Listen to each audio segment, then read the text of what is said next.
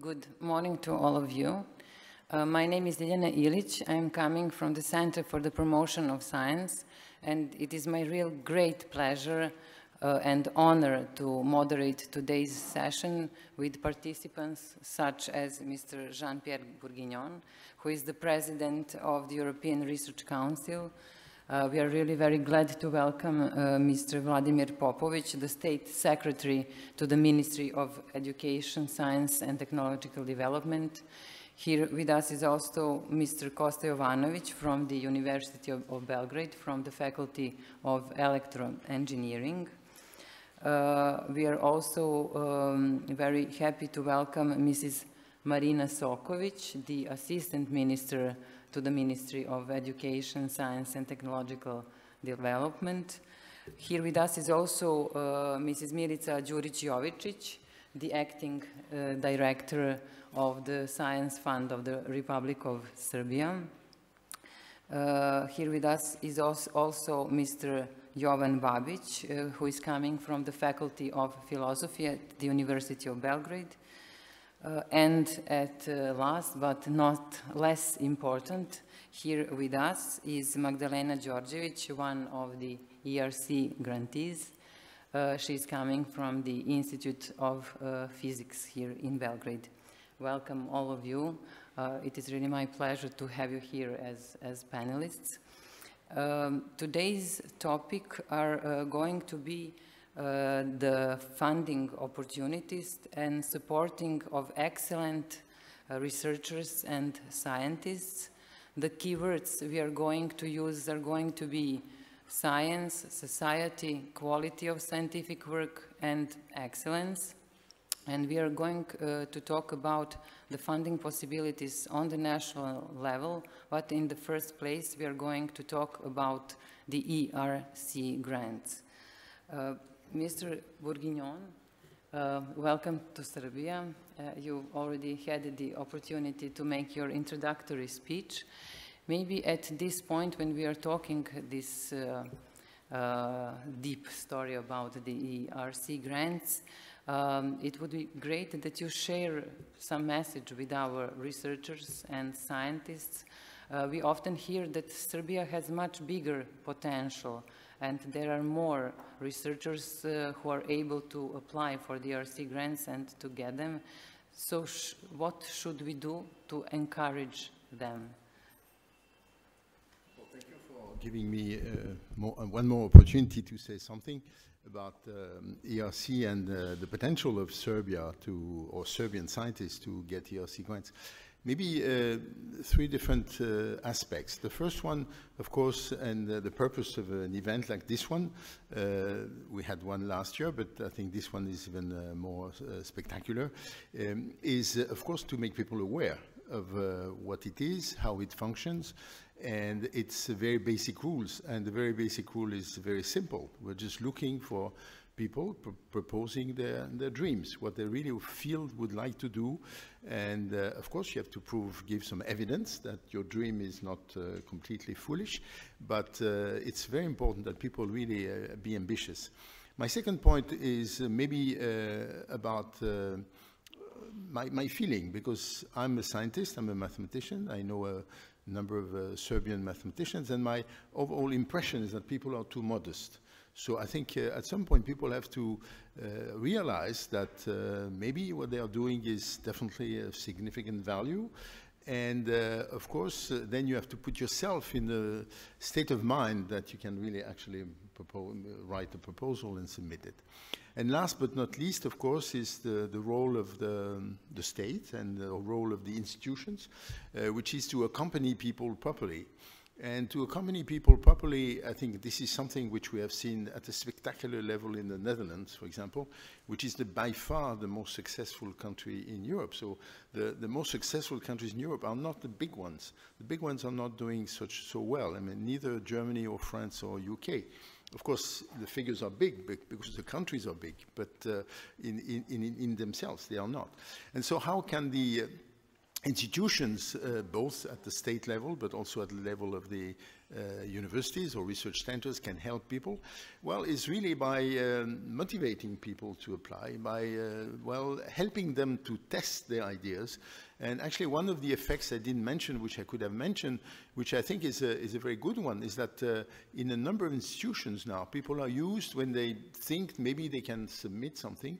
They talk to colleagues, not necessarily of their field, just to test how people would react to what they are proposing. And from that point of view, it's also interesting because it makes people from different disciplines talk about science of other people.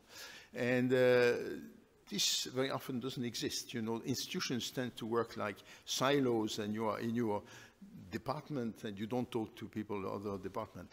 As I mentioned, I think one of the issues of modern science is definitely to break these silos. And in a sense, we are contributing at a certain level for that. And so institutions, if they can accompany people, that is making, help them organize this test moment, invite some people from elsewhere. And a very important role is played for that by people who are members of panels, because I think they see how the evaluation is done. They see, I'm sure there are some panel members in the room who can testify that really the dice are not, flawed. Really, people talk about science in the panels. That's why they are coming back. It's not bureaucratic. They really discuss about best science. I was the chair of the math panel, the first one, and I must say it was one of the best experiences I had in my professional life, because I was lucky enough that my panel, members of my panel were really not only good scientists, but willing to learn from others, to discuss issues. Sometimes it was very tough because we disagreed on some things, but it was a real scientific discussion. And I hope we have managed at the ERC level to keep this alive. That is really that the evaluation is about the scientific content. Also, when we are talking about funding and supporting scientists and researchers, we always mention excellence. So that is what is needed. And maybe it would be good, you know, for the beginning of our discussion, just to explain what the excellence really are. How do you see this? What is excellence in science? Well, it's a very tough thing. As a mathematician, if people follow carefully what I write, I never use the word excellence. So why do I avoid to use it? First of all, because depending on your discipline, the definition of excellence is going to be different. And this is something you have to respect, which corresponds to different ways of considering what you can develop in your discipline. Also different ways the communities are organized. The mathematical community is a small community compared to biology, for example. I think the ratio is 1 to 20, something like this. So it's for example, a community which is very well connected from inside. So how can you detect that? As I said, if you listen to me, I mentioned what is very critical is that people see that there is something they really want to work on, which they feel is something that nobody has tried yet, and they really have an idea on how to get to the next stage. And so it's more, for me, it's more the ambition than the rest. So of course, at some point, as I mentioned, you have to check that the person is not just dreaming completely and unreasonably. And there, of course, you have to check what the person has achieved.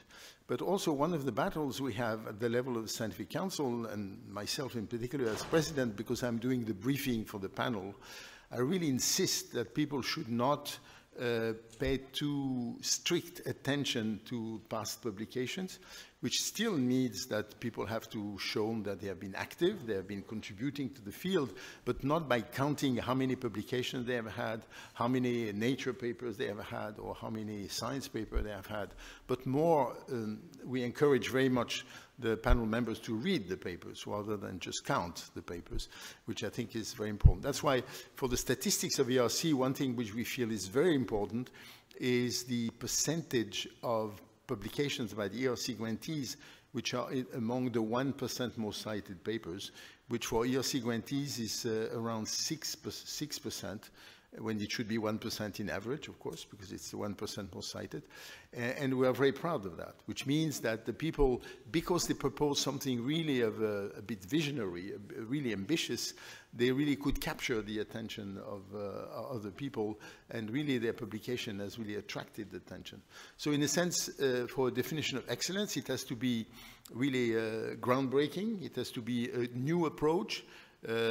As scientists, we know it's so fundamental to understand things. So how do you provide some new tools to understand? It could be also from the technology side, a completely new technique to develop. It doesn't have to be, I mean, very abstract things. It can be very concrete things. We do have some engineers developing, for example, instrumentation who get ERC grants. And they are not really scientists in the usual sense of the word, and it's perfectly fine. I mean, if their instruments change completely the way you develop a science, that's what we're looking for, that people change the way science develop. Mr. Popović, now that we have new strategy regarding science, recently 2 new laws have been introduced. The Science Fund Law and the Science and Research Law. What kind of opportunities these 2 laws bring to researchers and scientists in Serbia? How would you describe it? I think that there is no better time for changing than this time. Why? At this moment, we have a system in which ministry is policymaker and funder together, and the experience of most developed EU countries and worldwide countries are different, and we think that is no efficient solution, and because of that, we completely changed the system of financing of science in Serbia. So-called institutional financing by ministry and project financing by National Science Foundation. In previous period, we have had so-called project system in which we had success rates more than 19% or 92%. And that is no competitive project call. And because of that, I mentioned in my speech, we are not satisfied with results. We have enough number of scientific papers, but we haven't papers with great impact factor, and we think that we will change by changing the law. Maybe to connect these 2 questions, how is the excellence recognized by these 2 new laws? Mainly the excellence is recognized by law, National Science Foundation. I think that excellence will live in the future in the National Science Foundation. We want competitive project call. We want success rate maybe 10% or 20% by calls. But we want also to have different calls every 6 months or every 1 year on the similar way as Horizon or ERC and so on. Mr. Kosta Jovanović, you are very well known for your achievements and successes in the fields of robotics, and you are one of the scientists and researchers who decided to stay in Serbia. So the picture from your perspective is very interesting for us. How does it look like now? We have these 2 new laws. We have some new directions. Did this strategy create a little bit different atmosphere for domestic researchers? First of all, thank you for your kind invitation. I hope I can say a few words and answer your comment on behalf of young researchers of Serbia who share I hope, pretty much this standpoint. So after this gap in last couple of years in funding opportunities for young researchers, I think that these two laws were absolutely necessary as a framework to create, actually to regain or actually start building new trust between young researchers and national funding body. So, and I must say that I'm really happy to hear that with this call for young researchers, this promise call of Science Fund of Serbia, that we have almost 600 applications, and even I know from my School of Electrical Engineering there are more than 10 applications out of maybe 30-35 eligible principal investigators. So, which means that there is trust, there are fresh ideas, there is enthusiasm, and actually the mission of these new laws, and especially Serbian Science Fund, is to boost it even more and to keep this trust.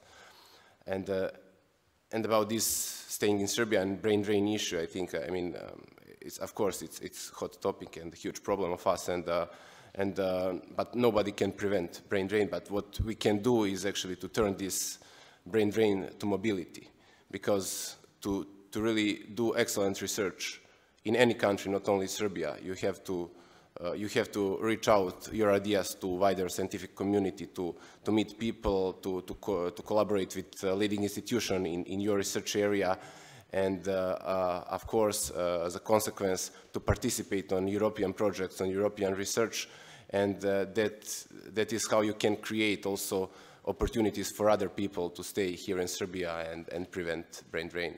I mean, that is, I think, the critical part which two new laws can help. Thank you. Mrs. Soković, you are not only the representative of the Minister of Education, Science and Technological Development, you're also very well known as a scientist and researcher in the fields of biological sciences. And I have read recently in one of our dailies that you were talking about women in science. And you mentioned many interesting facts. This is where I read about 82% of women scientists employed at the Institute of Siniša Stanković, and some other facts. And it is also the fact that there is the annual fund, Women in Science, which was launched by the Ministry of Education, Science and Technological Development. And this fund encourages women and young girls to get more involved in science. I'm sure that when we are talking about supporting and financing science, that we should also mention this topic from that angle, women in science. At first, thank you for your kind words and compliments. I'm pleased that I have opportunity to be here as a part of this roundtable and to have opportunity to promote science. It is very well known that we have a problem with brain drain, and in order with that and to stop that trend, and in accordance with all other big changes that we are preparing within the ministry, we are taking a lot of different activities. For example, I could mention some of them, like we have a scholarship for young prospective PhD students, and also cover their cost, material cost to institution where they are working their PhD thesis. Also, we're supporting and funding different kind of activities which will help them to promote themselves and to be competitive. For example, they are including in the presentation and national or international conferences until the final steps of their PhD degrees. Within the ministry, we also have some program which helps to the young and prospective students to promote themselves on the way to help them to publish some books or monographs or papers. And also we have some scholarship and programs for scholarship that for postdoctoral researcher, which include also traveling costs, which of course help them to go abroad, to meet other colleagues, to see how science it works abroad, and to get some new skills and competitive skills, and on that way to help to themselves and to their institution and to our country. The other activities that we are organizing within the ministry is that, for example, we launched last year at the beginning and at the end of last year program that we invited younger perspective scientists which have had good grades at basic study. And as a result of that, we included approximately 1,200 young people at research projects, which is really a great success, I think. And it's a good chance for them. As we heard already, Professor Popović already mentioned that the new law for science and research help us to help to science, and on the basis of this new law, we accelerated the process of obtaining of science position and science title. For example, especially the first science position, research associate, which will also help to our scientists to progress more faster, I think. One of the programs that we are supporting, it's that we are helping to this prospective young scientists returning from abroad. So we are trying to assimilate them to our scientific community as fast as possible by different way. For example, as I mentioned, with this accelerating obtaining of research position, but also by easier and faster procedure for obtaining of certificate diploma. Probably my colleagues, Director of Science Fund, will speak more about that, but in the manner of your question, I would like just to mention that the Science Fund just launched one of the calls, which is dedicated to young people, prospective young scientists which will run projects, and on that way they will be capable to struggle, to strengthen their team, to consolidate their team, and to help to their teams and institutions on that way. Okay, great. So I'm really happy to welcome Mrs. Milica Đurić Jovičić, the acting director of the Science Fund of the Republic of Serbia. So the fund has been here with us for several months. It would be great if you could share your experience from the first few months. We know that you already launched one call for scientists. There is also one more launch for the peer reviewers. So please tell us, how does it look like? What are your impressions about this first period of work? Thank you. Can you hear me? Okay. Yes, the Science Fund was initially started in March this year. We launched our first call for excellent project of young researchers in June, end of the June, and this call is now officially closed 2 days ago.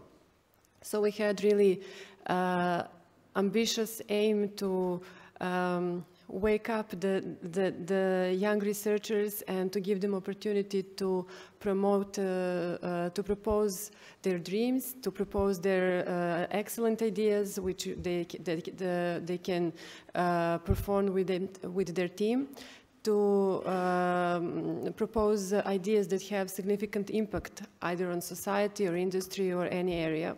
And it was a call that was open to all areas of science and all research community. We started with this as a pilot program to map the potential and the needs of the scientific community. And for this, the government has allocated 6 million euros of the budget.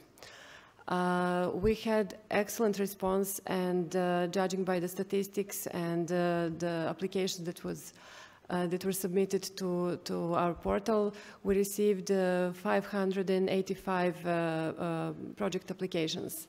So this is much more than what we expected.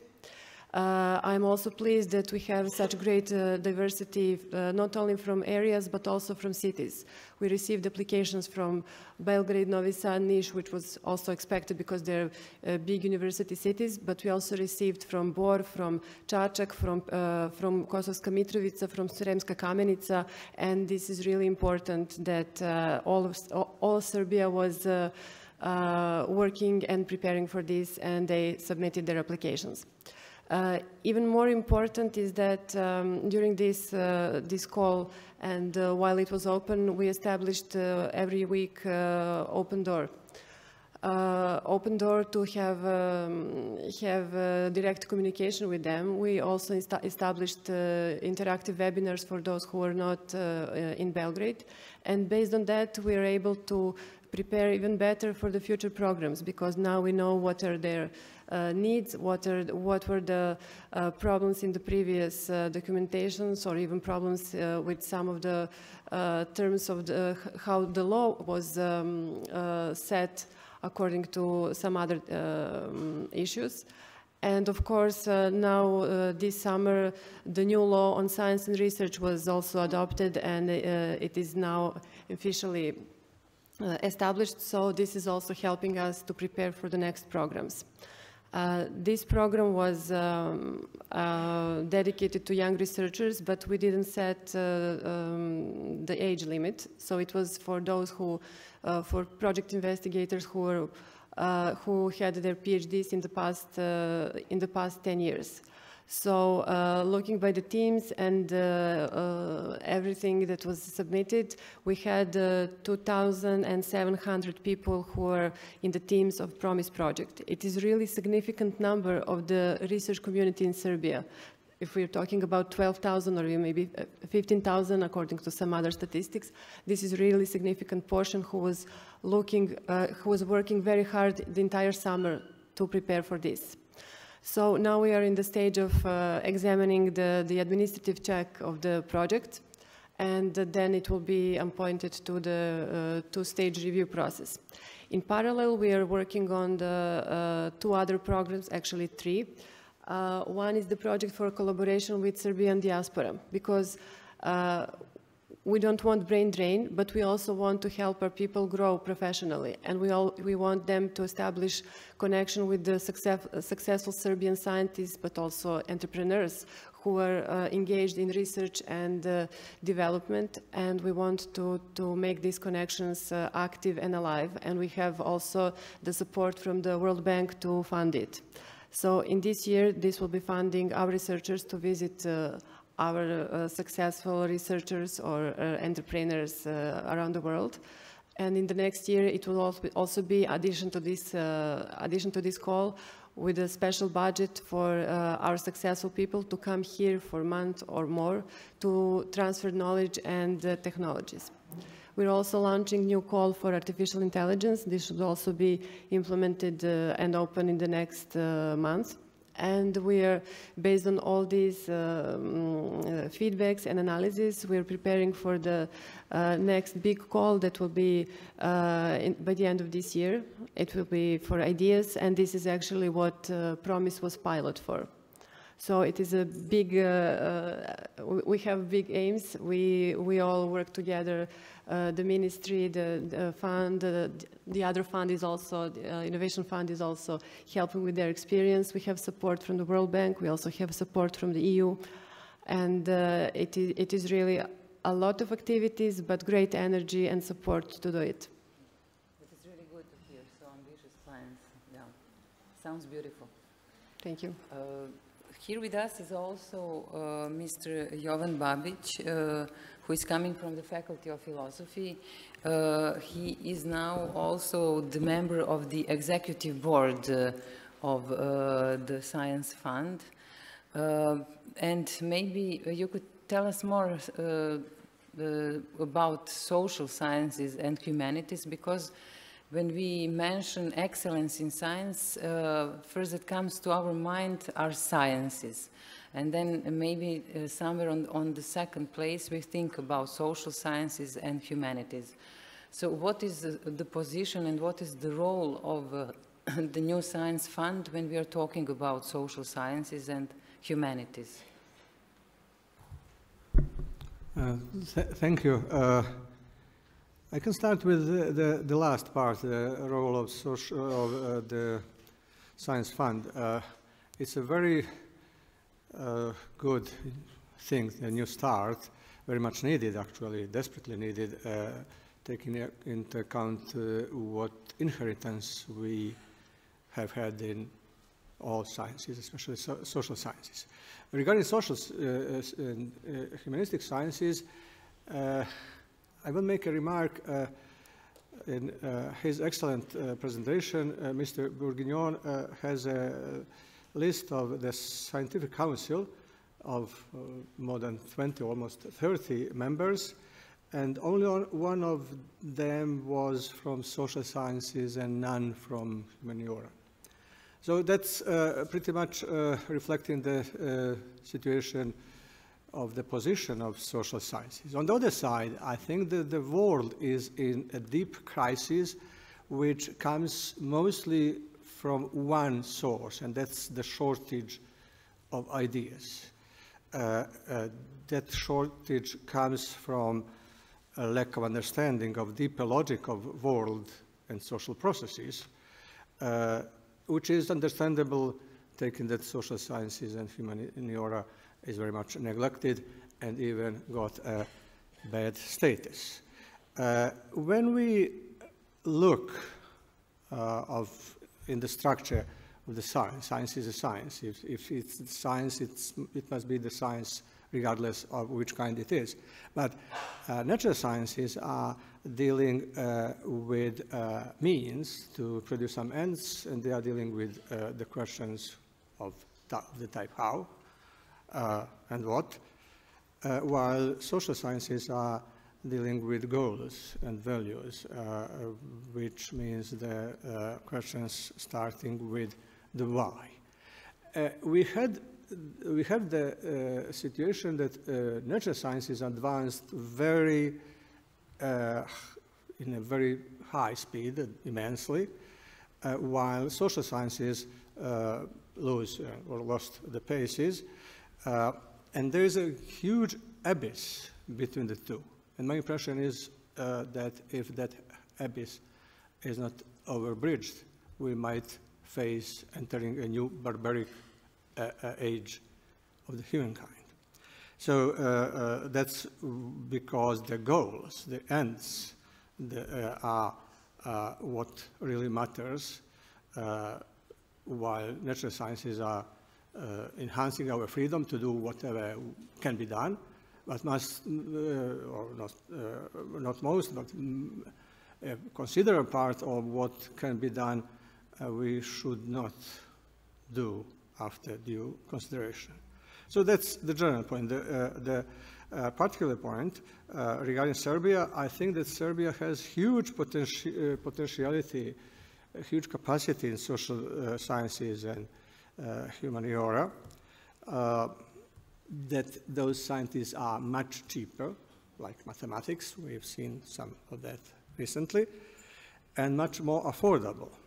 On the third side, we had the privilege of experiencing social experimenting as part of our inheritance, and also some other parts of that inheritance regarding distributive justice, enhanced welfare, equality, and some other, let me say, more tragic privileges that we might prefer to avoid, but we didn't.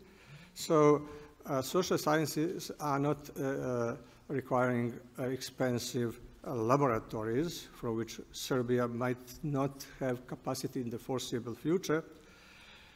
And in the social sciences, Serbia can easily avoid a colonial status, which might also be relevant to some point. So my focus is on one side on the absence or lack of attention regarding social and humanistic sciences, and on the other side on their utter importance. Thank you. Okay, thank you. Magdalena, we are really pleased to have you here as one of 2 Serbian grantees, ERC grantees. We followed your career, and we were happy together with you when you got the ERC grant. I know that you're going to have your presentation later in the afternoon, so you're going to share with the audience how hard or how easy was it for you to get the ERC grant. Maybe at this point it would be interesting for us just to tell us more about your view on scientific scene today, national research. Now that we have 2 new laws, did something change? Now you have your new perspective as the ERC grantee, but now you're sitting here. So how do you see it? Okay, so I think that these are important structural changes in Serbian science, and I think this is a good step forward. The research law will allow for the institutional funding so that we can have more competitive research grants, and National Science Foundation is the one that should apply this competitive funding. I don't have much details about how these NSF activities will look like, but what I think is very important in the future with these NSF activities is that there are no artificial requirements in these calls, as I think this is what was the problem with the previous calls. So, for example, during the last 2 project calls, I was not able to apply to these calls because I could not satisfy the minimal number of people that I should secure before getting the fund so that I could have my own grant. And what is even more funny is that even with the team that I have now, I would still not be able to apply to the same calls because I would still not have the same requirements. And I think that ERC or NSF or in United States presidential awards or whatever grants, they do not have these requirements at all. And I think that is very important because the only thing is important is to have good quality of science and good people. And what should be rated is the quality of the researcher who is proposing the project and quality of the science that is proposed. And everything else should be left to the project if the project is obtained. And I think this is the only way that the science can move forward and that we become more competitive both on a national level and also on international level to get more funds from Horizon 2020 or some other funds. Thank you. That's all. Looking forward to listening to your session today. Thank you. I will discuss more about these things. Maybe I will put a few more important questions for our panelists, and then the audience will get the opportunity also to ask questions. Maybe it is important to mention the link between science and society. This is something you also often mention. Society very often expects from the science to resolve some relevant social issues, some big questions of today. How do you see this? How do science and society stand? Well, first of all, I mean, the work of scientists is financed by society altogether. I mean, for the public sector, at least, it's very obvious. Therefore, it's normal that there is some expectation. The difficulty that scientists face very often is that this is very often seen as some kind of a mechanical process. That is, if I put money, I want the answer tomorrow. And unfortunately, this is not the way things work. Particularly in the context that I tried to mention, namely that there are quite some short circuits happening. And it's very difficult if you look at the number of things which now are obvious to us. 20 years or 30 years back, nobody had any idea that this would exist. I mean, internet, would you have imagined that internet would be created 40 years ago? Of course not. And so I think we are in this difficult situation for scientists and in our relation with policymakers to explain to policymakers that, of course, the investment are needed. And, of course, scientists have to be aware of their contribution to society. But it's not in a system where I push the button, I get the answer, and then we go on. So this is one thing. Of course, I fully understand why politicians want quick answers, because they want to be re-elected in democratic countries. And therefore, it's a normal expectation, except it doesn't function that way. So we need patience, but we need also good narratives to explain why it is so. And I think this is also one thing we need to do. But the other side of this coin is also that scientists should not do as if they are supported, then all problems will be solved overnight. Typical example is climate change. Of course, climate change is coming. It's evidence and is really now based on scientific facts. We have some ideas of possible treatment. But these treatments will not be magic. It will probably mobilize the efforts and probably even the restrictions of many, many people. So we should not appear as magicians. We should appear as people who can provide solutions, who probably for some questions we are the only ones who can provide solutions. But it's very difficult to know exactly when the solution will be available. And probably it's indispensable that several options are looked into. And one will become dominant, but it's not clear which one. And we have to have an open mind about new things happening.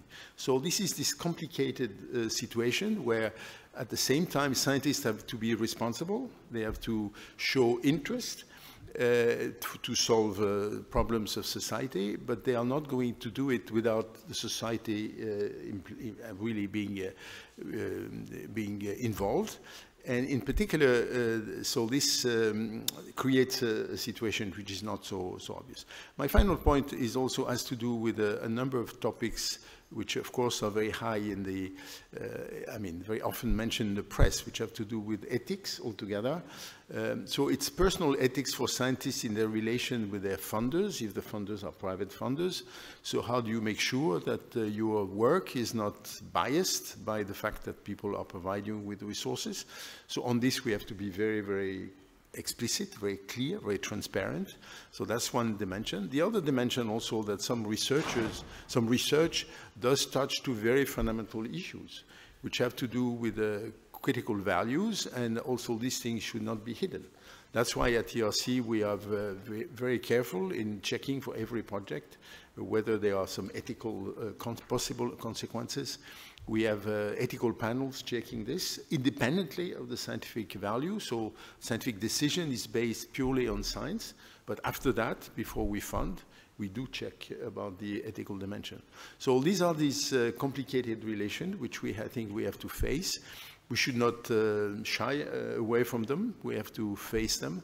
And a very good example for me of the willingness of scientists to be involved. I mentioned this proof of concept program. At no moment we are pressing people to submit proposal, but now we are in a situation where about 10% of the projects have been funded, and spontaneously at the initiative of researchers. And if you look at the contribution in terms of patent filing of ERC project, it's much higher than its percentage of funding by EU.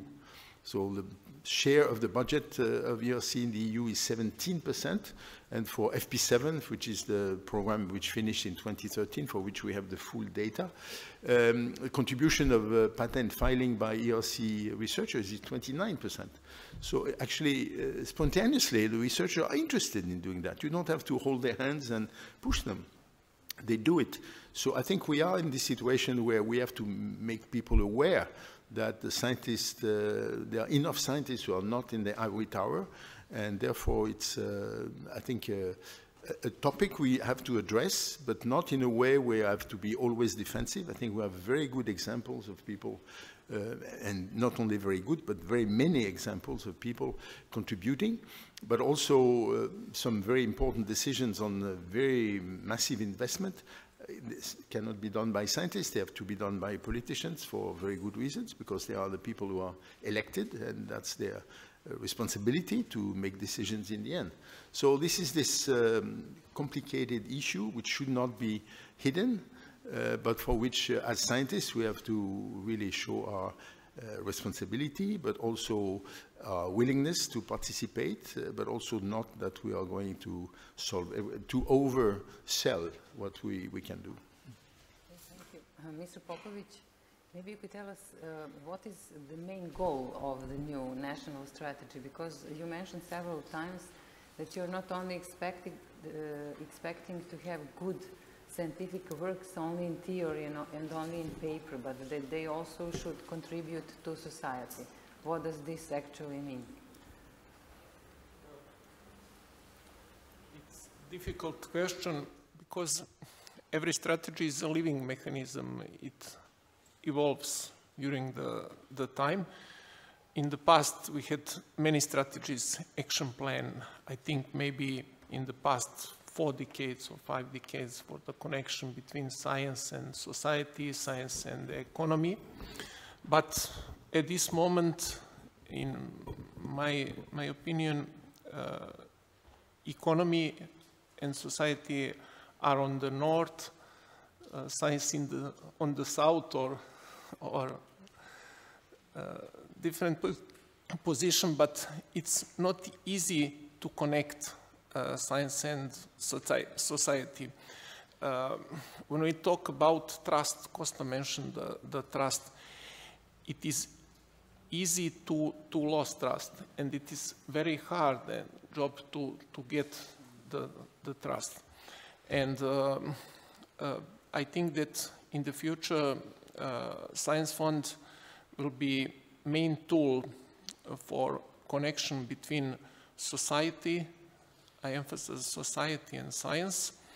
Also, in the next year, in next years, we will have a few calls, for example, strategy development and so on, which will be top-down calls with predefined themes.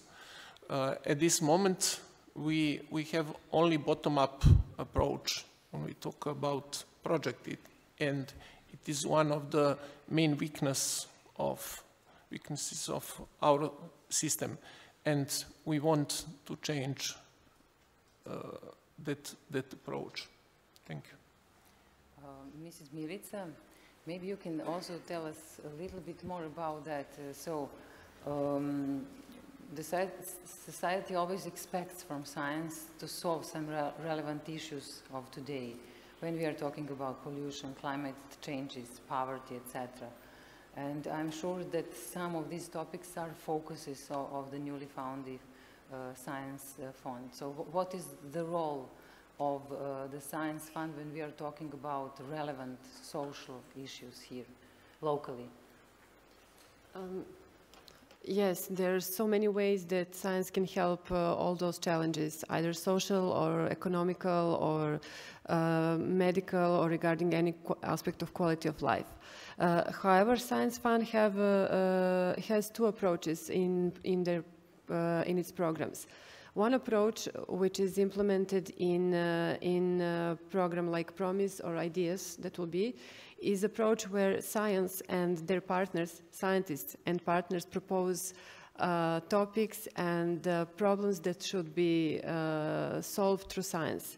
And another approach, which will be launched in the beginning of the next year, is based on is for the program called Development, where the government is the one that provides input based on the communication with society, with industry, with also science, and they set the topics which are not only important for the society but also for our country as a whole.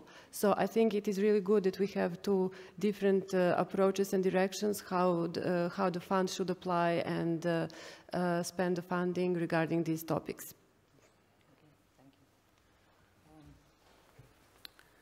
Mrs. Soković, you were involved in work with very young and talented children. I think that this aspect is also very, very important when we are talking about financial support and getting more involved talented children, so making them become scientists one day. So it is, I think, very important and interesting angle which we can talk from. what would you say about this field? So, talented children. Yeah. This is very interesting question, and to work with children is always very interesting and attractive. So they are very curious, they are very, how to say, interested for new and mystic things, and they like to play at first, so they need all needed characteristics that is needed for one good scientist, so they have potential.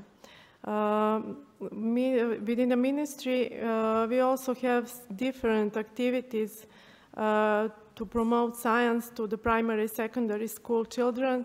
One of them is, for example, open days of our institute, that our institutes and faculties integrated in our system are organized, so children could see how science is doing and meet scientists, speak with them, and also to work some of the experiments almost from all disciplines and all scientific fields.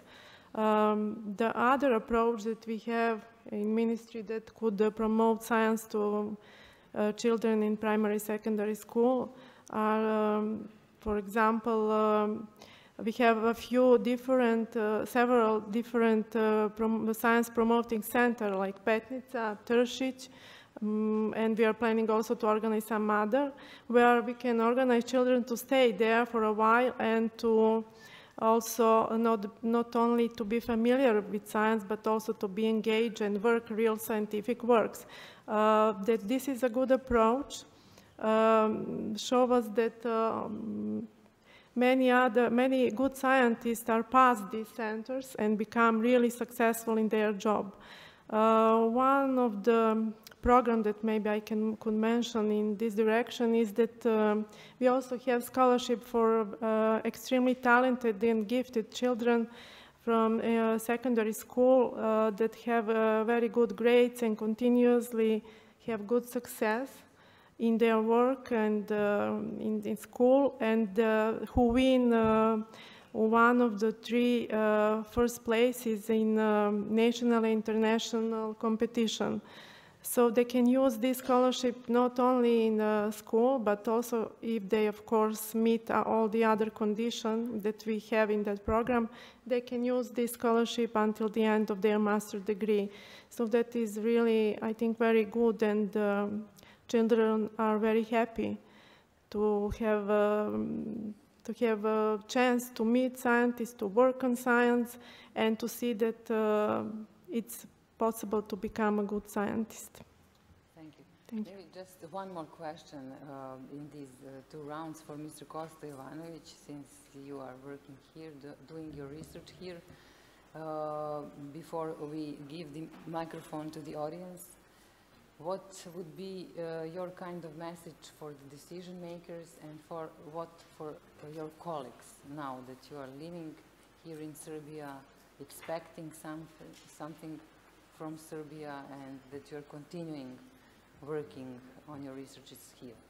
Okay, so thank you for the opportunity to say really important, to answer this very important question as someone who is doing science in Serbia, and definitely message for policymakers is to focus on quality. Actually, one aspect of quality, but also trust we were mentioning is, for instance, evaluation of this ongoing call of Science Fund and future calls, and I'm really happy that I hear that the projects will be evaluated by external evaluators with the support of World Bank and European Union, but I also know that it is expected that we receive evaluation of the projects in 2 months, which is quite fast, and with 100 euros per project, which is rather cheap. And the golden rule of service is that you have at most 2 or 3, so the service can be fast, can be cheap, and good quality. So in my opinion, let's sacrifice the timing. So let's focus. So somehow cheap is prerequisite, but let's have a good quality.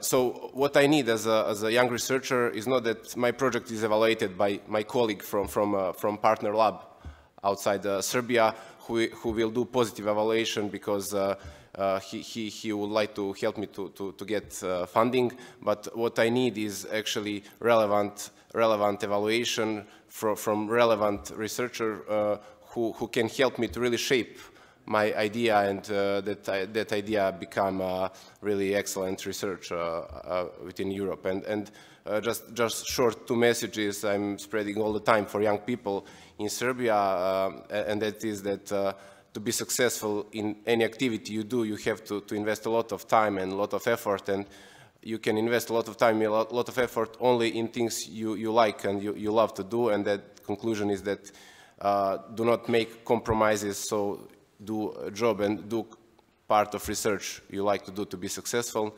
And the second one is that nobody is dreaming about fulfilling his professional dreams far away of his friends and family. So to really fulfill your dreams, you have to do it here in Serbia. Thank you, Kosta. I think that now it is the right time for your questions. I'm sure that the audience has lots of questions. I would first love to ask you to introduce yourself when putting questions, and it would be also great to address the panelists whom you would like to answer your questions. Here we have some microphone, I think. So, are there any questions? I'm sure that there must be some.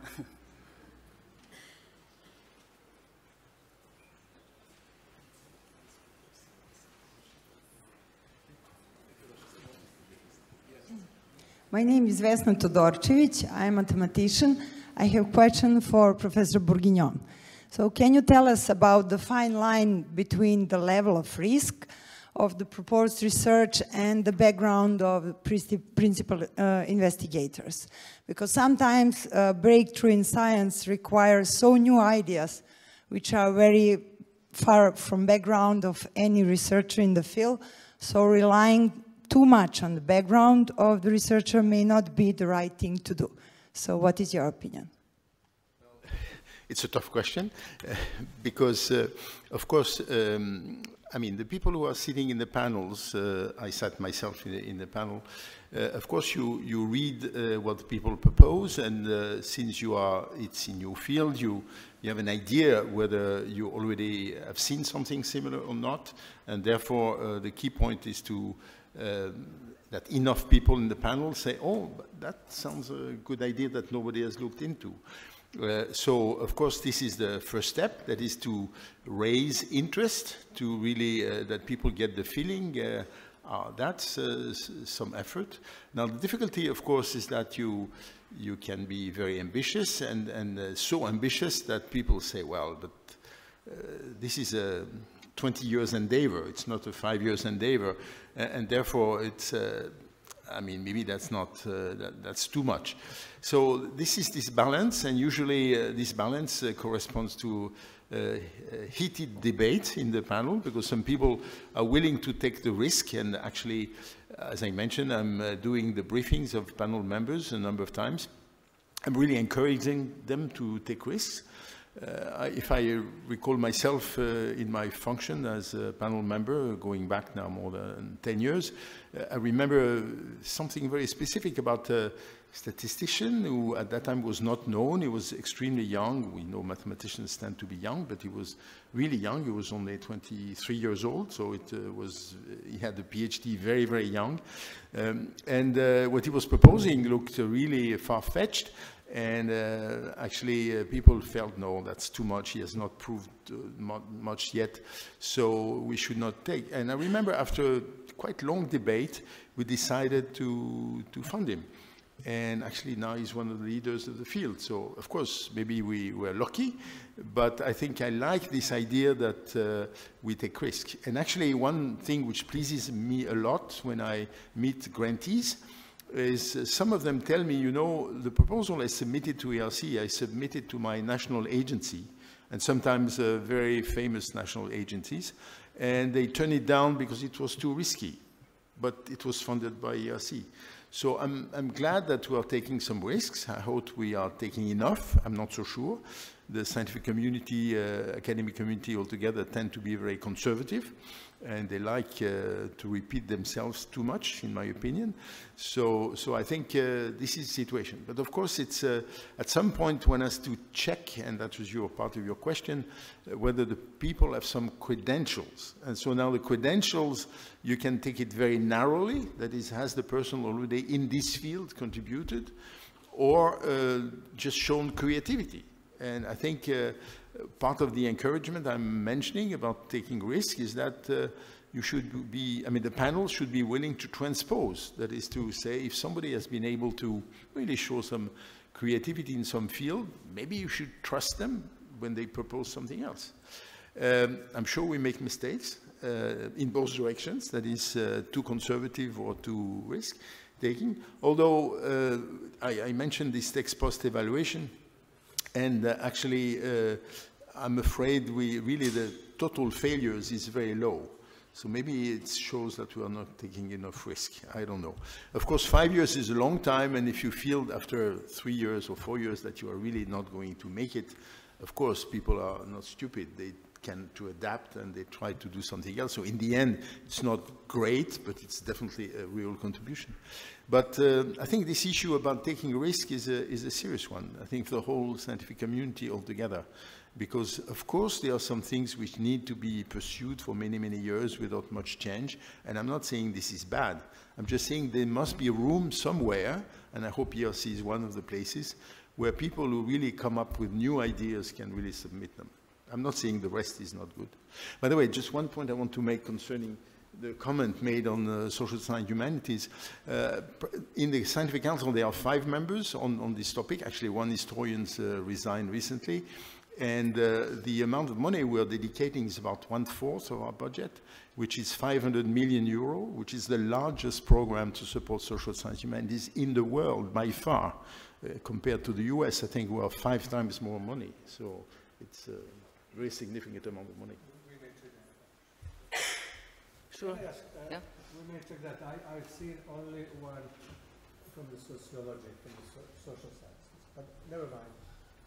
If I may... Well, do you consider psychology as not a social science? Oh, that's a very interesting question, yeah.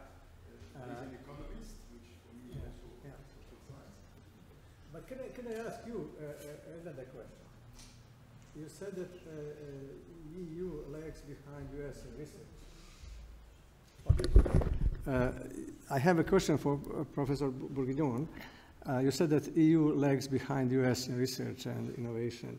What's your explanation for that fact? We have to be very careful not to be simplistic. So I think the process is a complicated one. There is one figure which is definitely there and cannot be a challenge, because that's really a fact, which is the contribution if you want to create a startup or develop a new economic activity. Then business angels in the US are providing much more money and much more flexible money than European ones. Part of it is the availability of capital, but part of it is also psychology of people. And actually the fact that the US has a very big capital market for a large country with basically no limitation, when the capital market in Europe tends to be fragmented still, and with different regulations in different countries. So of course, if somebody wants to invest here and he wants to invest in the next country, then he has to establish himself or herself differently. So I'm sure this is one of the elements. The other element is a different one, which is how the institutions, again I'm coming to institutions, in the US are actually favoring for their staff the possibility of having next to their academic activity other activities. Of course, again, as I said, to be very careful, because you don't want to have a confusion role. I mean, some role is a public role, the other one is a private one. So you must have very clear rules that you are not actually using public money for your own benefit as a private person. And so, of course, this is not a trivial issue, but it's true that in most European countries, doing such a thing is really difficult and really complicated.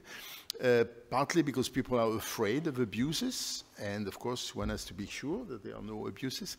But I think if you look particularly in the Silicon Valley, the way things developed, the proximity of high-level universities with the possibility for professors from these universities to be in different places at the same time has been absolutely decisive.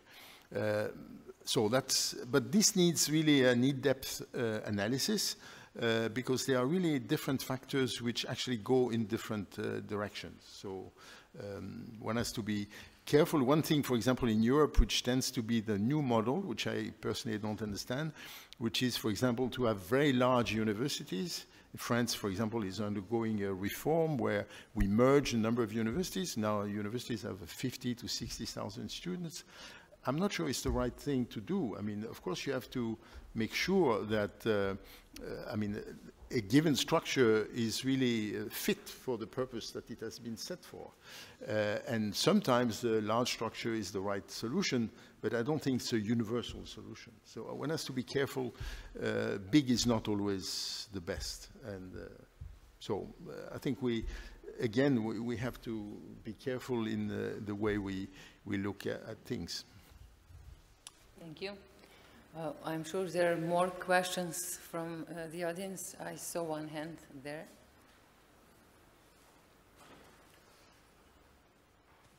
Thank you. I'm Jelena Filipović from the Faculty of Philology, University of Belgrade. I would really like to thank our panelists for addressing the issues related to the status of social sciences and humanities within the larger research conceptualization. But I actually do have a question about it, because you've talked a lot about gains, but often gains are related to economical gains or physical safety gains, if you will, in a larger sense, in terms of medical science or climate change, etc. And these are very easily measurable, meaning that you can do quantitative science, and that's always in line with the European modernist science, something that's been valued over the centuries. If you have numbers to prove something, then you're in the right. But when we talk about social sciences and humanities in the 21st century, we're talking about socially engaged, transdisciplinary, emancipatory science, which targets marginalized groups, which targets specific social, but also psychological and affective problems and educational problems. And very often we're talking about qualitative science.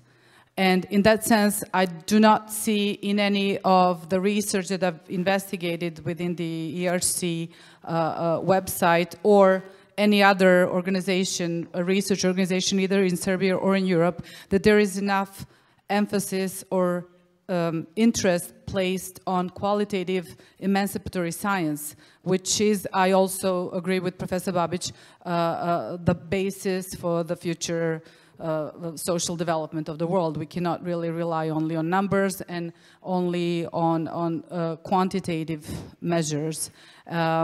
And I have applied with a number of colleagues for the Synergy grant last year. We passed through stage 1 and we failed at stage 2. So hopefully we're among those A's that lost or something, and we'll apply again.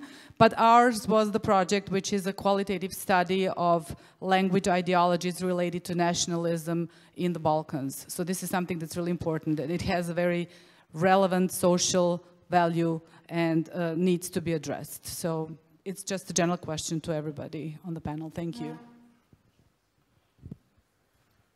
If you allow me a comment. So one of my privilege is really to have access to the reports on projects. So for Synergy last year, I did the exercise, because it was the first time we had relaunched it, to look at not only the project we funded, 27, but also the reports on this project, which meant an average of between 11 and 12 per project, but also the ones who didn't get funded for the final group.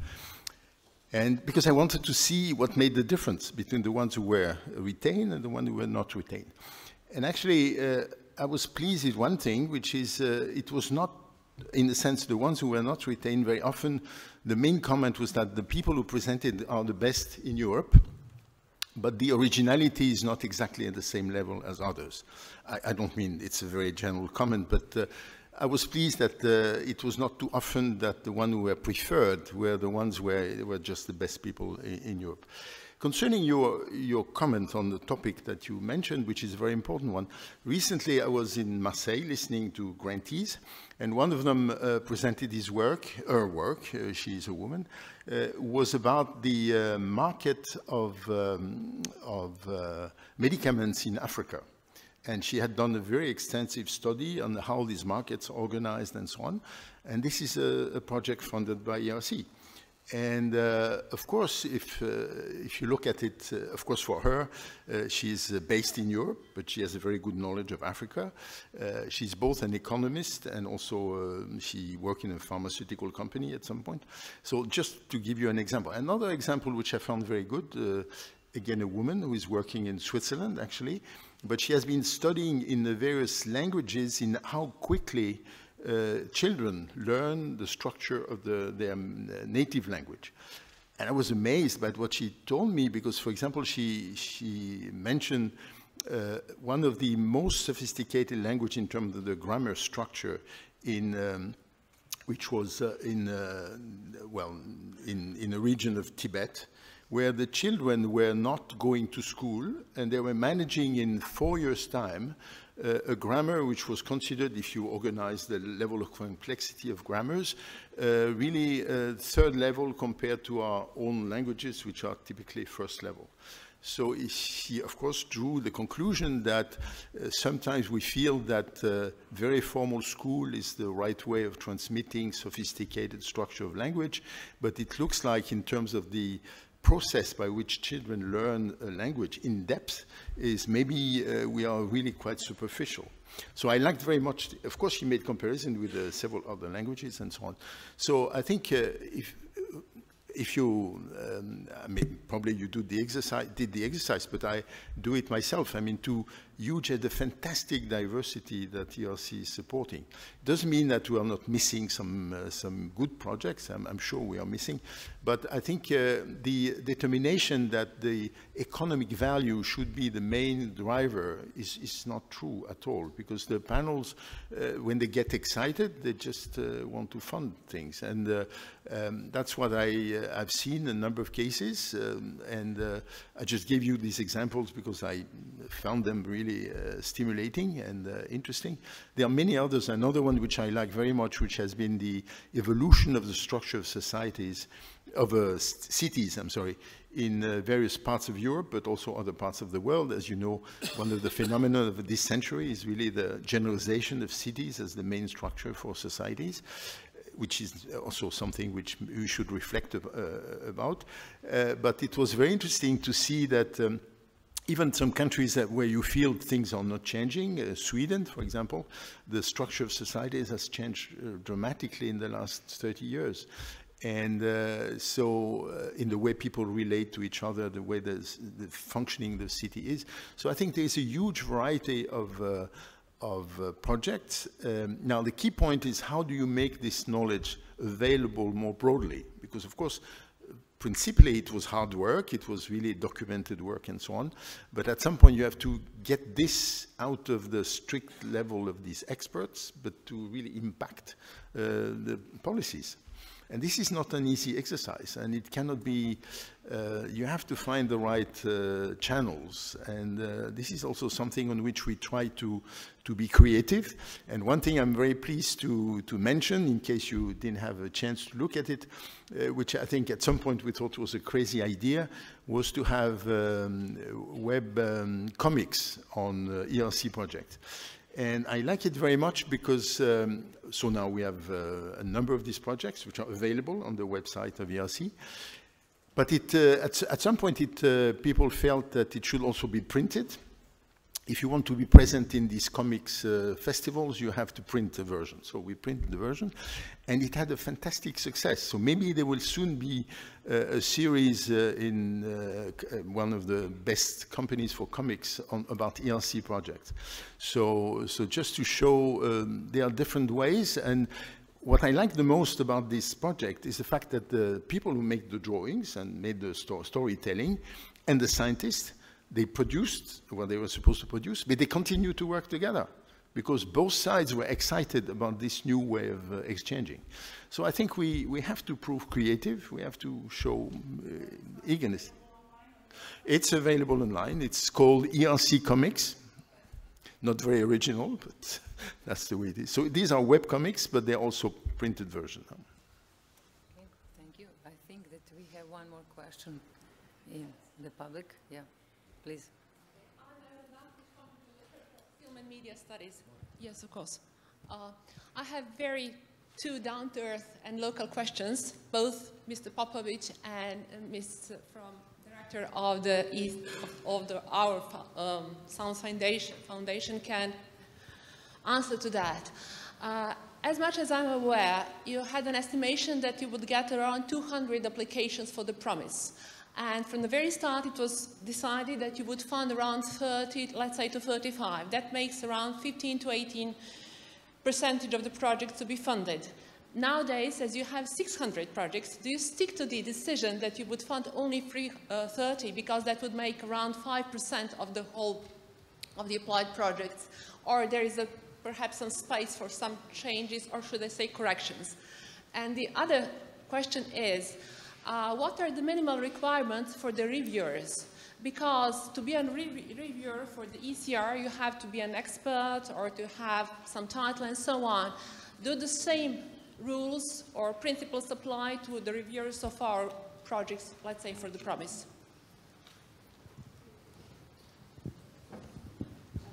Thank you for both questions. Yes, we expected much lower number of projects for promise, and if we have good quality of applications, I'm sure that the entire team, including the government and ministry, will do what can be done to promote and to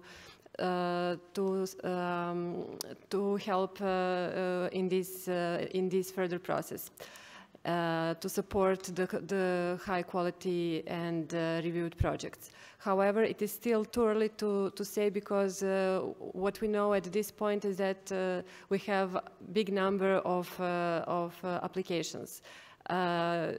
While we speak, team members of the Science Fund are doing the administrative check and technical check of the proposed projects. After that, it will be appointed to review. I'm sure that you read in Promise that there are really high thresholds set for those excellence, impact, and implementation sections, as well as for the overall quality of the project. So based on that, we will see where we are with the quality, and I'm sure that the government will provide the additional support if we need it. And regarding the second question, we had our call for experts published in, I think, July. And you can see there is inclusion criteria, which is based on their education, their work experience, and their also ability to work in English, of course, because we want international expertise, and also experience in project reviewing. It was very hard to set strict inclusion areas to cover all aspects and all areas of science. So after you have inclusion criteria, and then you have assessment criteria. Assessment criteria was defined based on not only ERC grant, but Horizon calls for experts in general, and also some other national science foundations in other countries. So there are several criteria. Not only by those like duration of work experience and number of publications, but also that include citation, that also include the number of projects that are performed, participated, coordinated, also a number of proposals that have been reviewed as expert, and also additional criteria if they have experience with being an expert for European Commission and other funds which are like that. So based on that, those criteria are made, and it was set to be for all future programs of the fund, not only Promise.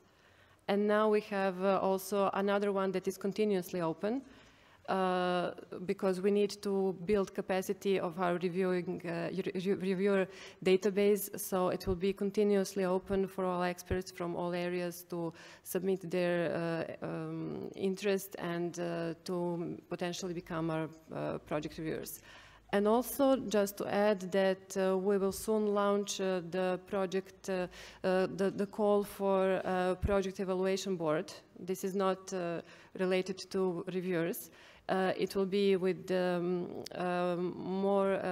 it will have stricter rules and assessment criteria, and it will be also paid much more. It is actually 450 euros per day, which is parallel to what is Horizon having. And this is very important for us if we want to have a very good quality of international expertise, and we want those experts to come to Belgrade and review the projects. We also allocated funds to do that properly. If you want to add. Yes, I will add a few things. First of all, we will see after first step of evaluation, we'll see eligibility of project, and after that we will decide about maybe increasing of budget, but after first step of evaluation. Also, you have to understand that it is a pilot project, first project. I think that it's better for us that we have 600 projects than that we have 50 projects, for example. And we see energy of our community, strengths of our community, and it is good for all of us. Also, I want to mention that we have to stop the border between area of science, especially social humanities and other science. And